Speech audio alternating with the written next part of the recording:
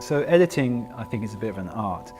There's nothing quite daunting when you've gone out and shot an interview with lots of cutaways, over an hour footage, and you've got to reduce it down to 2 to 3 minutes.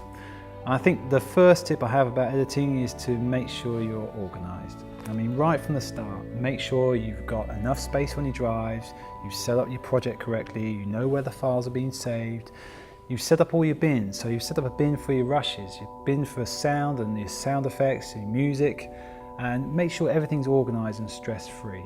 So my second tip is to make sure you watch your rushes all the way through. You might have shot an interview and some cutaways 2 or 3 days ago.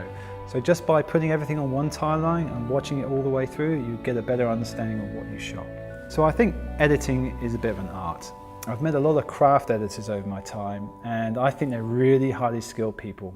For example, they've got to cut an hour I don't know what I'm saying anymore. An hour of footage down to, yeah, all right. So I think editing is a bit of an art. Nothing's quite more daunting than going out and shooting an hour of footage and you've got to cut it down to 2 or 3 minutes. My first tip for editing is to make sure you're organised. That means make sure right from the start you've again. All right, yeah.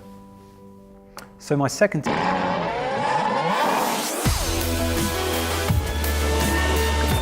The introduction to production safety, very fast, very dynamic, so we had a lot of quick cuts.